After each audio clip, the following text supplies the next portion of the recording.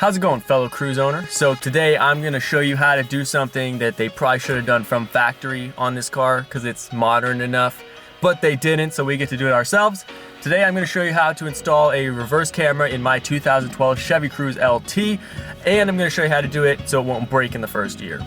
My setup's been great so far, so I'm hoping it helps you out. Let's do it. You guys have been like, show me your reverse camera, show me your reverse camera.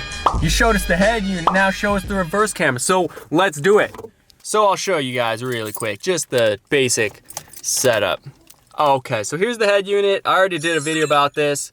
Oh, and by the way, dash camera. People, get a dash camera. This will save you a lot of heartache and hassle in the event that someone runs the red lights and smashes you.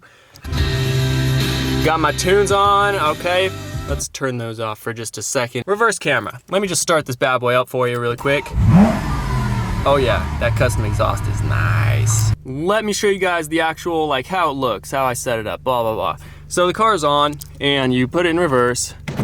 Awesome, look, a reverse camera, great. And then once this head unit loads, it does have the steering assist, or the like direction, whatever you call that thing. So if I'm turning the wheel, you can see it like telling me where I'm headed. It's actually really nice. You guys are like, how accurate is it? And I'm like, it's actually really accurate. Anyway, so that's what it looks like. I really, really like it. And it's very, very helpful at night, especially with those LED reverse lights. You can't go wrong. Okay, so we're outside the car and I'm just gonna open the trunk for you guys here so you can see what we're looking at. All right, so here is my reverse camera. You guys know this is a stock Chevy Cruze LT 2012 model Gen 1. So it doesn't come with the reverse camera on it already. So this is the one I bought and put on. I'm gonna add the link to the description if you wanna check it out, but this is the one I bought. And so far it's worked for 2.5 years now, 3 years or so. It's a little faded from the sun. This used to be black. It's gotten water on it a lot over time, but it's always worked, and so far it's really good. It has a great field of it's a wide angle lens and you can see a lot from side to side, and it has pretty good night vision, not too bad, so I'm impressed with it. So that's my reverse camera. So let me show you guys how I installed it. I'm not gonna be able to do it for you because I already did it, and now you guys are asking, so I'm not gonna rip the car apart again. So if you guys look right there, there's a screw that I drilled through. That was a self-tapping screw that I used for that one, and I only used one. I like to be as least destructive to the car as possible, so I only used one, and it holds fine. So yeah, that's that. And as for the wiring, let's see if I can show you guys that. So as for the wiring, you can see I also drilled a hole behind it to kind of feed the wire back into the trunk area. And if I open the trunk up, this is what you guys are gonna see. So there is a panel. This panel needs to come off if you're gonna do this as well. So these clips, all these clips have to go. There's also a clip up here. And if I remember correctly, this trunk handle also had to be unscrewed. A couple screws right up there, and take all this stuff out. I think this also had to come out too. There's videos about that, how to do that. So anyway, you take this panel out. So what I did is I ran that wire that I drilled through there under into the trunk lid here. Let me get a better shot for you guys. On the trunk lid here, there's some metal objects and stuff underneath this cover that I just kind of zip tied the wire to, and then I fed it around down here. You guys can see, I didn't use any wire protector or anything. I did wrap it all with electrical tape, and I did use some zip ties to hold it onto the stock wire harness here for the reverse, the license plate lights and all that kind of stuff. So I just had it run along with this back into there, and the whole wiring harness goes back into the side panel here, just behind the left trunk side here. So I needed to take this little hanger thing here, had to take that off. I took this off as well, this little clip, and I think there's one more on the side, but I think it might have just been those two, I'm not sure, I can't remember. But anyway, so you run the wire just back behind this paneling, and I had it go straight through the seat. I'll show you guys. Let's go into the back seat. So I had it go through the seat. So I pulled the seat down like this, and then if you look closely, there may be a wire down there, but I hit it really well. and then I just tucked it into this side here, and then all the way down the wire, just tucked it down here, and then all the way to the front. This panel, this little thing, you can push wires underneath it, just all the way to the front there. Same thing, I just push the wire underneath it. And then coming around front here, the wire is still, again, running through here into the footwell. And then it goes up the side here. And this whole dash section is just open. You can actually, I can feel the wire. See that? There's the wire right there. I just tucked it up underneath this dash section. And it kind of just tucks up in there and just stays there. So I ran that wire into the head unit area. So it goes up through the dash here, and then I grabbed it and fed it up into the head unit area. And this head unit, it's a C-Cane unit. Again, I have a video about this. It has a port for a reverse camera, so I didn't have to modify anything. Didn't have to splice or solder any wires together.